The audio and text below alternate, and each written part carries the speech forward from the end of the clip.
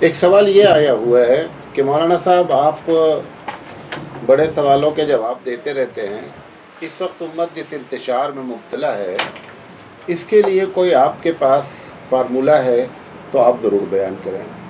حقیقت تو یہ ہے کہ اس کام کے لیے ہم جیسے لوگوں کی شخصیت کہ اگر ہم کوئی رائے بھی دیں گے تو کوئی بہت بڑی رائے نہیں دے سکتے ہیں، لیکن چونکہ ہم بولتے رہتے ہیں، لوگ ہماری باتیں سنتے رہتے ہیں، تو میں اس بات کو سمجھتا ہوں کہ یہ میرا فرض ہے کہ میں ذمہ داری کو محسوس کرتے ہوئے اپنے سامعین کو کچھ نہ کچھ باتیں بتاؤں۔ میں سمجھتا ہوں کہ اہل سنت والجماعت کا جہاں تک معاملہ ہے یہ کچھ حصوں میں تقسیم ہے، اور ہر ایک کو میں ایک مختصر مشورہ دینا چاہتا ہوں، وہ بھی کہ ایسے وقت پر جس وقت امت پر ایک وقت پڑا ہوا ہے، ایسے وقت پہ سب لوگوں کی ذمہ داری اپنی اپنی جگہ پر ہوتی ہے، اور ہر آدمی کو چاہیے کہ اس ذمہ داری کو محسوس کرے۔ تو اس لحاظ سے میں دیکھتا ہوں تو یہ بات سمجھ میں آتی ہے کہ سب سے پہلی جو تقسیم ہماری ہوئی ہے وہ مقلد اور غیر مقلد کی ہے۔ میں ان دونوں کو بہت مختصر مشورہ یہ دینا چاہتا ہوں، میں یہ نہیں کہہ پاؤں گا اور نہ ایسا ممکن ہے کہ مقلد ختم ہو جائیں یا غیر مقلد ختم ہو جائیں، یہ کہنا بھی ممکن نہیں ہے اور ایسا ہونا بھی ممکن نہیں ہے، لیکن دونوں کو ایک ایسا مشورہ دیا جا سکتا ہے کہ فتنے کو جو ہے وہ دبایا جا سکتا ہے۔ وہ مشورہ یہ ہے کہ دونوں آدمی فقہی مسائل پر بحث کرنا چھوڑ دیں۔ ایک چھوٹا سا فارمولہ ہے کہ جن مسئلے پر آپ بحث کر رہے ہیں وہ نہ منکر کی کیٹیگری میں ہے اور نہ اس سے کسی کے ایمانیات پہ فرق پڑتا ہے، لہذا جو ہے وہ فقہی مسائل کو پر گفتگو نہ کی جائے، فقہی مسائل کو جہاں تک ہو سکے دبایا جائے۔ ہاں، اگر عقیدے کی کوئی بات ہے اور عقیدے کا کوئی اختلاف ہے، ویسے تو میری سمجھ سے دونوں کے درمیان میں کوئی ایسا بڑا عقیدے کا اختلاف ہے نہیں، کیونکہ چاہے وہ اہل حدیث ہوں اور چاہے وہ ہمارے احناف شوافع کے مدارس ہوں، تقریباً سبھی لوگ جو ہے العقیدۃ الطحاویہ کتاب پڑھاتے ہیں، تو بنیادی طور پر ہمارا جو عقیدہ ہے وہ العقیدۃ الطحاویہ سے ٹیلی کرتا ہے۔ لہذا اگر عقیدۃ الطحاویہ سے ٹیلی کرتا ہے تو پھر عقیدے بے اختلاف نہیں کے برابر ہے۔ تو لہذا اگر ایسا کوئی ہو بھی جائے خدا نخواستہ، تو امت کے جوڑ کے لیے جو ہے وہ ایسی چیزوں کو اسٹیج سے بیان کرنے کے بجائے، کتابوں میں چھاپ کر لوگوں کو بہکانے کے بجائے بیٹھ کر کے جو ہے وہ گفتگو کی جائے اور معاملے کو دبایا جائے۔ دوسرا جو بڑا اختلاف ہے وہ دیوبندی اور بریلوی اختلاف ہے۔ دیوبندی اور بریلوی اختلاف بھی ختم تو میں نہیں کہہ سکتا کہ ختم ہو سکتا ہے، کیونکہ اب یہ کافی دور تک چلا گیا ہے اور بہت دیر سے یہ بات شروع ہو چکی ہے۔ تو ان کو یہ مشورہ دینا چاہتا ہوں کہ دونوں اپنے آپ کو حنفی کہتے ہیں کہ ہم بھی حنفی ہیں، وہ کہتے ہیں ہم بھی حنفی ہیں، یہ دونوں ایک بات طے کر لیں کہ جس مسئلے میں ہمارا اختلاف ہے، دیکھیں جس مسئلے میں اختلاف ہو چکا ہے نا، اس میں علماء بیٹھ کر کے اب مسئلہ حل نہیں کر سکتے، کیونکہ اختلاف کیا کس نے ہے؟ علماء نے کیا ہے، لہذا اب علماء بیٹھ کر اختلاف نہیں کر سکتے، کیونکہ مدعی مدعا علیہ کے بیچ میں ایک جج ہونا چاہیے۔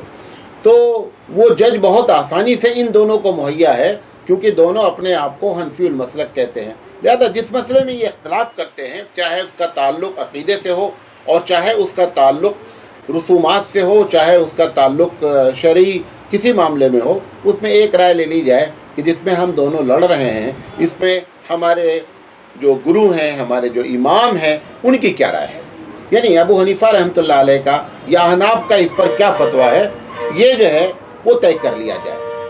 تو جیسے مثال کے طور پر اس بات پر اختلاف ہے کہ اللہ کے رسول ہر جگہ حاضر و ناظر ہیں، میں اس پر کسی کے جواز عدم جواز کی بات نہیں کرنا چاہتا ہوں، میں کہنا چاہتا ہوں کہ آپ بھی عقیدۃ الطحاویہ پڑھتے ہیں، کیا یہ عقیدہ احناف کا ہے یا احناف نے اس عقیدے کو مفتہ بہی قول ہے احناف کا؟ اگر نہیں ہے تو ایسے تمام مسائل پر احناف کی رائے لینا مسئلے کا حل ہے۔ اگر اس کا تعلق محض فضیلت سے ہے خدا نخواستہ اور فقہی مسائل سے ہے، تو پھر لڑنے جھگڑنے کی کوئی بات ہی نہیں ہے، ایسے مسئلے میں جو ہے وہ کوئی گفتگو کرنی ہی نہیں چاہیے۔ مثال کے طور پر ایک آدمی حی علی الصلاۃ پہ کھڑا ہوتا ہے، ایک آدمی حی علی الصلاۃ پہ کھڑا نہیں ہوتا، دونوں کو برداشت کرنا چاہیے کہ یہ فقہی مسئلہ ہے، لہذا اس پر کوئی بحث نہیں کرنی چاہیے، اور जहाँ तक बड़े मसाइल हैं उस पर अहनाफ की राय ले ली जाए, मुफ्ता भी कौल मान लिया जाए। तीसरा जो इख्तलाफ है, ये दूसरा इख्तलाफ तो अक़ीदे का था और पहला इख्तलाफ फ़िक़ही था। ये तीसरा इख्तलाफ जो जमात इस्लामी और तबलीगी जमात का है, ये नज़रिए का इख्तलाफ है। जमात इस्लामी की बड़ी ख्वाहिश है कि उनके प्रोग्रामों को में लोग शिरकत करें, तो जमात इस्लामी वालों को चाहिए कि इस बात की फ़िक्र करें कि आखिर लोग हमारे प्रोग्राम में आते क्यों नहीं हैं। तो एक वजह तो ना आने की ये है कि हमारे अकाबरीन ने जो है जमात इस्लामी के ख़िलाफ़ फतावे दे रखे हैं, तो कुछ लोग तो इस वजह से नहीं आते हैं। लेकिन मैं कहता हूँ कि क़यामत में ऐसा ना हो जाए कि हमको भी ये कहना पड़े कि इन्ना सादतना व कुबराना फ़अज़ल्लूना सबीला, कि अल्लाह ये बड़ों ने हमको जो है बर्बाद कर दिया। ये जुमला हमको कहीं बोलने की नौबत ना आ जाए। गरचे ये कुफ़ार के बारे में कहा गया है, लेकिन हम लोगों को, जिन लोगों ने बड़ों ने इख्तलाफ किया है, उसकी कोई वजह रही होगी, उसका एक वक्त रहा होगा, उस वक्त के हालात रहे होंगे। आप जमीयतुल उलमा की मिसाल ले लीजिए। जमीयतुल उलमा के जितने बड़े प्रोग्राम होते हैं उसमें शायद ही कोई ऐसा प्रोग्राम है जिसमें जमात इस्लामी के चीफ़ या जमात इस्लामी के अमीर जो शिरकत ना करते हों। हालांकि हमारे ही उलमा ने उनके ख़िलाफ़ फतवा दिया है, लेकिन आज हालात इस मोड़ पर आ चुके हैं कि उम्मत को इकट्ठा करने के लिए हम कुर्बानी देने के लिए तैयार हैं। यही नज़रिया होना चाहिए। जो जमात इस्लामी का ये नज़रिया है कि हमारी महफिलों में लोग आवें, हमारी बात सुने, क्योंकि इनके पास तो अफराद बहुत कम मिलते हैं जिनको बात सुनाई जाए। तो उसकी बुनियादी एक वजह है और जिसको बहुत आसानी से कंट्रोल किया जा सकता है, वो ये है कि जो दीनदार अपने आप को कहते हैं और जमात इस्लामी नाम से दीनदारी ज़ाहिर होती है, जब ये प्रोग्राम वगैरह करते हैं तो इसमें कुरान के पढ़ने वाले से लेकर और प्रोग्राम करने वाले तक पब्लिक ये चाहती है, आवाम ये चाहती है कि दीनदार लोग दीन की तहजीब में होकर के प्रोग्राम करें। दीन की तहजीब से मतलब क्या है कि उनका जो है लिबास ऐसा हो जो सालिहीन का लिबास हो, चेहरा बुशरा ऐसा हो जैसे कि सालिहीन का होता है। अब बड़े बड़े प्रोग्राम में एक आदमी जो है क्लीन शेव हो करके बहुत अच्छी बातें करता है, कभी कभी ऐसा नहीं है, बहुत अच्छी बातें करता है, या शरई लिहाज से, शरई ना कहे बल्कि सालिहीन का ड्रेस नहीं रहता है, टी शर्ट पहने हुए हैं, जीन्स पहने हुए हैं और आ करके बहुत अच्छे टॉपिक पर बात करते हैं। तो चूँकि हमारा उर्फ़ आम, हम जिस तहजीब से ताल्लुक़ रखते हैं, हमारे मिजाज में ये है कि हम चाहते हैं कि दीनी प्रोग्राम करने वाले, उनका मिजाज अगर दीनी हो तो उनका ज़ाहिरी के साथ बातिनी के साथ साथ ज़ाहिरी भी उनका क्या हो, दीनी हो। अगर जमात इस्लामी इस बात को अमल कर ले तो मेरी समझ से एक बड़ी तादाद जमात इस्लामी से जुड़ सकती है। लिहाजा मैं जमात इस्लामी को फोर्स दे करके ये बात कहना चाहता हूँ कि जो पब्लिक का मुतालबा है वो शरई लिहाज से गलत नहीं है, नंबर एक। नंबर दो, अगर आपको वो अपनी बात सही लगती है तो कुर्बानी देने के तौर पर कि लोग हमारी बात सुने, इस लिहाज से जो है वो हम क्या है उस लिबास में आ जाएं, उस चेहरे बुशरे में आ जाएं। और नंबर तीन, वो चेहरा बुशरा ठीक है, दाढ़ी की मिकदार पर आपको इख्तलाफ है, लेकिन सरकार दो आलम सल्लल्लाहु अलैहि वसल्लम की दाढ़ी कितनी थी, इस बात का भी ख्याल रखा जाए, क्योंकि मोहब्बत जो है वो अमल से साबित होती है। हम अगर हुजूर से मोहब्बत करते हैं तो नबी करीम सल्लल्लाहु अलैहि वसल्लम से मोहब्बत का तकादा ये है कि हमको ज़ाहिरी और बातनी दोनों नबी करीम सल्लल्लाहु अलैहि वसल्लम के तरीक़े पर चलना चाहिए। उसके बाद तबलीगी जमात है। तबलीगी जमात के सिलसिले में दो बातें हैं। एक बात तो ये है कि तबलीगी जमात में जो इस वक्त दो जमातें बनी हुई हैं, ये एक बड़ा संगीन मसला है। तबलीगी जमात के सिलसिले में चूँकि कई बातें ऐसी हैं कि जिसकी वजह से अवाम में इंतशार है, गरचे वो ये समझते हैं कि मैं जो कर रहा हूँ सही कर रहा हूँ, लेकिन हकीकत ये है कि किसी भी जमात से उलमा का दूर रहना नंबर एक, या उलमा का दिल से शामिल ना होना, इस बात की अलामत है कि आपके काम से उलमा मुत्तफिक नहीं है। ठीक है, किसी वजह से नहीं बोल रहे हैं, लेकिन अंदर से उलमा का एक बड़ा तबका जो है वो इत्तेफाक नहीं करता है। जब हम लोग अकेले में बैठते हैं, मुझे कहनी नहीं चाहिए, अंदर की बातें हैं, कि जब हम उलमा अकेले में बैठते हैं तो मैं आपको कसम खाकर ये बात कहना चाहता हूँ कि 1% आलिम भी भारत में अब तक पिछले 7-8 साल में तजुर्बा हुआ है कि 1% आलिम भी जब अकेले में तन्हाई में बैठकर हम लोग दिल की बातें करते हैं तो उस वक्त जो है ना हम ये तमाम गलतियों की क्या करते हैं, निशानदही करते हैं। तो मैं कह रहा हूँ जो गलतियाँ निशानदही उलमा करते हैं वो तबलीगी जमात के लोगों को और बड़ों को मशवरा दिया जाए और उन गलतियों पर नज़रसानी करें कि ये गलत है और इसकी इस्लाह कैसे की जाए। सबसे पहली बात यह है, वो समझते हैं दीन का جو کام ہے وہ یہی کام ہے جو میں کر رہا ہوں. ان کو صرف ایک مشورہ ہے کہ ایک لفظ اس میں ہٹا کر کے وہاں پر ایک لفظ لگا دیں. یہ بھی دین کا کام ہے, یہی دین کا کام نہیں, یہ بھی دین کا کام ہے. یہ بات ایک دم صحیح ہے, لیکن یہی دین کا کام ہے یہ بات تقریباً علماء سمجھتے ہیں کہ 100% غلط ہے. 1% نہیں, 100% غلط ہے. نمبر 2, دوسرا نظریہ یہ کہ ہمارے علاوہ دوسرے دعوت کا کام جو کر رہے ہیں ان کو سپورٹ کرنا چاہیے. اگر سپورٹ نہ کریں تو کم سے کم مخالفت تک کریں, کیونکہ دونوں کا نظریہ ایک ہے. وہ بھی دعوت کا کام کرنا چاہ رہے ہیں, یہ بھی دعوت کا کام کرنا چاہ رہے ہیں. لہذا جب دونوں آدمی دعوت کا کام کرنا چاہ رہے ہیں تو اس سے مخالفت کی وجہ کیا ہے؟ کوئی وجہ نہیں ہونی چاہیے. بھئی ایک کا کہنا یہ ہے کہ دعوت سب کو دی جائے, چاہے اپنے ہوں چاہے غیر ہوں. ایک کا کہنا ہے کہ صاحب ہم بہت اس وقت پریشان ہیں, لہذا ہم صرف اپنوں کو دعوت دے سکتے ہیں. یہاں تک تو بات ایک دم معقول ہے, لیکن یہ کہ ہم اپنوں کو دعوت دے سکتے ہیں اور دوسروں کو دینے کی ضرورت نہیں ہے, یہ جملہ ایک دم غلط ہے. اس کی اصلاح ہونی چاہیے.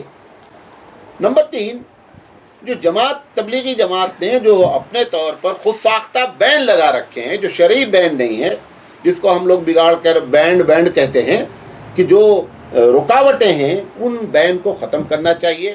جب تک یہ بین ختم نہیں ہوں گے تب تک ہمارا اختلاف اور امت میں اتحاد پیدا نہیں ہو سکتا. وہ بین کیا کیا ہیں؟ سب سے پہلے جیسے امامت ہے, خطابت ہے, حیات الصحابہ, یہ 3 ان کے میجر کام ہیں.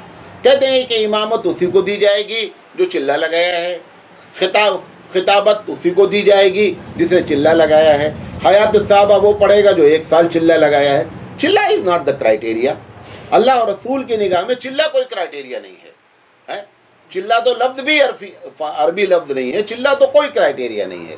ہم لوگ ہدایہ پڑھتے ہیں, ہدایہ میں جو ہے وہ امامت کے جو مسائل ہیں آپ اس کو سامنے رکھیے. یہ جو بین لگایا گیا کہ یہ تب تک نہیں ہوگا وہ نہیں ہوگا, میری سمجھ سے یہ بہت بڑی غلطی ہو رہی ہے. غلطی کے ساتھ ساتھ میں یہ بات بھی کہنا چاہوں گا کہ یہ علماء کی شان میں گستاخی ہے, یہ علماء کی بے عزتی ہے, ایسا نہیں ہونا چاہیے. اور دوسری چیز جو بین ہے وہ یہ ہے کہ اگر یہاں سے کوئی خطاب کرے گا, کوئی بات کرے گا تو صرف 6 ٹاپک پر بات کرے گا, 6 نمبر پر بات کرے گا. اس کو بھی ہم قطعی برداشت نہیں کرتے ہیں علماء. اور یہی وجہ ہے کہ علماء ساتھ میں جڑنے کے لیے تیار نہیں ہوتے ہیں, کیونکہ جب علماء ساتھ میں جڑتے ہیں تو ان کو گائیڈ کیا جاتا ہے کہ آپ یہ باتیں بولیے, آپ یہ باتیں نہ بولیے. یہ جو آپ نے 6 نمبر آپ کریں, آپ کے لوگ ہوں, جب کم پڑھا لکھا آدمی بات کر رہا اس سے آپ بولیں بھائی دیکھو آپ کی صلاحیت کم ہے, آپ اسی 6 نمبر پر بات کریں, آپ کی پریکٹس اور کسٹم اسی پر ہے, وہ تو ٹھیک ہے. لیکن ایک عالم سے یہ کہا جائے کہ آپ اس 6 نمبر کے علاوہ بات نہ کریں, میری سمجھ سے یہ ظلم ہے اور زیادتی ہے, یہ ختم ہونا چاہیے. اسی طرح یہ جو بین لگا رکھا ہے, ایک اور بین ہے کہ اپنے پروگرام کے علاوہ کسی میں شرکت نہ کی جائے. یہ حقیقت میں اپنی ایک کمزوری ہے جس کو چھپانے کے لیے یہ قانون بنایا ہوا ہے, اور وہ یہ ہے تاکہ کہیں دوسری جگہ کوئی جائے گا تو اس کو حق اور باطل تو نہیں کہہ سکتا, حق کے درمیان میں جو ہے وہ کمپیئر کرنے کا موقع مل جائے گا کہ کس کی بات زیادہ صحیح ہے اور کس کی بات کم صحیح ہے. تو اس وجہ سے ہم نے یہ بین لگا رکھا ہے کہ آپ جو ہے کسی دوسرے کی محفل میں نہ جائیں, اور اس کے لیے بہت خراب سا لفظ استعمال تک کرتے ہیں. لہذا یہ جو بین ہے یہ ہٹنا چاہیے, لوگ دوسرے کے پروگرام آئیں جائیں, تبھی ہمارے درمیان میں اتفاق کی جو ہے وہ فضا پیدا ہو سکتی ہے. اور ایک چیز جو ان کا نظریہ اور بھی تبلیغی جماعت کا, جس سے میں بہت زیادہ اختلاف کرتا ہوں, بلکہ سارے علماء اختلاف کرتے ہیں, کہ اگر RSS یہ بات چاہتی کہ بھارت میں مسجدوں میں قرآن مجید کی تفسیر نہ ہو, اگر یہ وہ مہم چلاتے تو میں سمجھتا ہوں کہ لڑائی, فساد, جنگ و جدال ہو جاتا. لیکن جماعت نے معلوم نہیں کس نظریے کے تحت اور کیسے یہ بات چلا لے گئے کہ پورے بھارت کی مسجدوں میں, بغیر مبالغہ میں ہبلی سے لے کر ہگلی تک کا سفر کرتا ہوں, اور مسجدوں میں 1% مسجدیں ایسی ہیں کہ جہاں پر تفسیر قرآن ہوتی ہے, ورنہ ساری مسجدوں سے قرآن کریم کو دور کر دیا گیا ہے. پوری کوشش ہونی چاہیے کہ ہر مسجد میں, خاص کر جہاں مرکز ہو وہاں پہ تو تفسیر قرآن لازمی کر دیا جائے. اور جہاں پر وہ 1% ہو رہی ہے, نہیں کہنا چاہیے, کہہ دیتا ہوں, وہ 1% سے بھی مراد ایسا نہیں کہ ہفتے بھر تفسیر ہوتی ہے, ہفتے میں 1 دن یا 2 دن تفسیر ہوتی ہے. اس کو ہم ایک بہانہ بنا لیتے ہیں کہ ہماری مسجد میں کیا ہو رہی ہے, تفسیر ہو رہی ہے. میرا کہنا ہے کھانا تو تم 3 ٹائم کھاتے ہو, نماز 5 وقت پڑھتے ہو, تعلیم جو ہے روز دن میں 2 کرتے ہو, جب قرآن پڑھنے کی بات آتی ہے تو ہفتے میں 1 بار. یہ قرآن کے ساتھ کون سا انصاف ہوا؟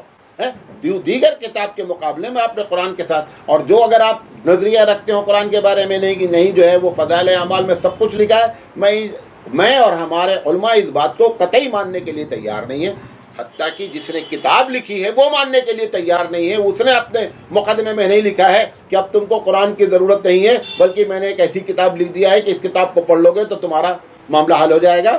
ہم اس بات سے قطعی اتفاق نہیں کرتے ہیں، اور ہم مولانا الیاس رحمۃ اللہ علیہ کے بات سے اتفاق کرتے ہیں۔ جو مولانا الیاس رحمۃ اللہ علیہ سے پوچھا گیا کہ یہ آپ کا جو کام ہے اس کی نوعیت کیا ہے، آپ نے فرمایا ہمارے کام کا الف باتا ہے، ہمارا ایم بہت اونچا ہے۔ ایک دوسری جگہ آپ نے یہ بات فرمایا کہ ہمارے کام کا جو مقصد ہے جمیع ما جاء بہ النبی، کہ نبی جو کچھ لے کر کے آئے ہیں ان سب کو لوگوں تک پہنچانا، یہ ہماری زندگی کا مشن ہے۔ لیکن ہم لوگوں نے کیا کیا کہ الف با تا کو تے کو ہٹا کر کے یہ رکھ دیا اور پوری شریعت کو جو ہے وہ لپیٹ کر کنارے کر دیا گیا۔ یہ اگر چیزیں ختم ہو تب ہمیں جو ہے وہ اتفاق ہو سکتا ہے۔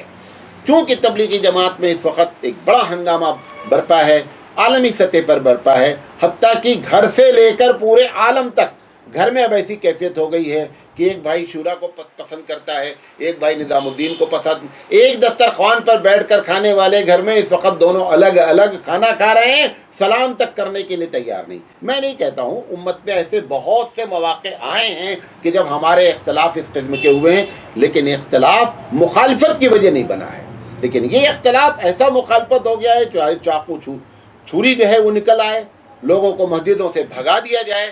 وہ لوگ جو دوسرے یہ کام کرتے تھے پہلے، اب ہم اپنے لوگوں کے ساتھ یہ کام کر رہے ہیں۔ میرا ان کے ساتھ مشورہ یہ ہے کہ جو اصل تبلیغی جماعت کا کانسیپٹ ہے بنیادی طور پر کہ جان مال لگانا، اس تصور کو دوبارہ پھر لے آویں اور مال لگائیں، نہ کہ مال اپنے اوپر لگنے لگے۔ اختلاف کی بنیادی وجہ وہ یہی ہے کہ مال اپنے اوپر لگنے لگا، لہذا یہ اختلاف ہو گیا۔ میں نے تبلیغی جماعت کے بہت بڑے جو ہے وہ ورکر ہیں، مولانا ثناء اللہ صاحب علی گڑھ کے، میں نے ان سے ڈائریکٹ بات کی، انہوں نے ایک جملے میں جواب دیا کہ جماعت کا مقصد تھا جان اور مال لگانا۔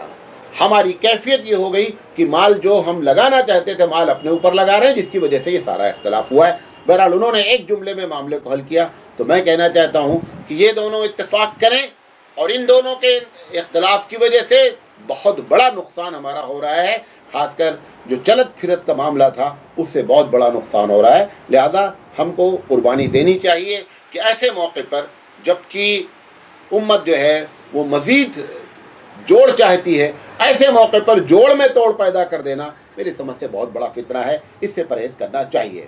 اور اس کا مسئلے کا حل صرف یہ ہے کہ جب ہر بات میں آپ سے کوئی بات ہوتی ہے جماعت کے لوگوں سے، تو چھوٹی چھوٹی بات میں آپ کہتے ہیں کہ مشورے سے معاملہ حل کریں گے۔ میری سمجھ میں نہیں آتا کہ قرآن کو ثالث بنا لیا جائے اور مشورے سے معاملے کو کیا کر لیا جائے، حل کر لیا جائے، انشاءاللہ مشورہ ہو سکتا ہے۔ آخر میں کیونکہ ان سب کو کنٹرول کرنے کی جو کی ہے وہ علماء کے پاس ہے۔ کس کے پاس ہے؟ علماء کے پاس ہے۔ اگر علماء اس میں اپنا صحیح رول ادا کر دیں تو یہ جتنے اوپر گزرے ہیں، کیونکہ لڑنے اور لڑانے کا کام کر کون رہا ہے، ہم کو نہیں کہنا چاہیے، کرنے اور لڑنے اور لڑانے کا کام ہم ہی کر رہے ہیں۔ ہم علماء کی ذمہ داری ہے کہ خدا کے واسطے امت جس حالات میں اور جس نازک حالات سے گزر رہی ہے، ایسے میں اپنے مفاد کو قربان کر دیا جائے۔ 3 فارمولے میں علماء کو دے کر کے اپنی بات ختم کرنا چاہتا ہوں۔ اس سوال کا جواب کیونکہ بہت لمبا ہو گیا، سب سے پہلی چیز تو یہ ہے کہ ہم صحیح ہیں، دوسرے بھی صحیح ہو سکتے ہیں فقہی مسائل میں، لہذا اس کا خیال رکھا جائے۔ نمبر 2، ہم صحیح ہیں اور دوسرے غلط نہیں ہیں فقہی مسائل میں، بے مطلب الجھنے کے بجائے اس کا نظریہ رکھا جائے۔ اور تیسری بات یہ ہے کہ جمہور اگر کسی کو غلط کہہ دیں تو اس کو ہم کو بھی اس غلط کہنے میں شامل ہو جانا چاہیے۔ اور جب تک انفرادی طور پر جو ہے کوئی کسی کو غلط کہتا ہے تو بے مطلب کو آپ پریشان ہو کر کے قیامت میں اس لحاظ سے نہ جائیں کہ اللہ آپ سے پوچھے کہ آپ نے ان کو غلط کیوں کہا ہے۔ نہ کہنے میں نہ کرنے میں کوئی پرابلم نہیں ہے، ساری پرابلم کرنے میں ہے اور کہنے میں ہے۔ لہذا سیفٹی اگر چاہتے ہیں، جنت میں گھر بنانا چاہتے ہیں، تو ایسا کام کریں جس میں سیفٹی ہو۔ تو یہ جواب لمبا ہو گیا، انشاءاللہ اگلے بھی سوالات باقی ہیں۔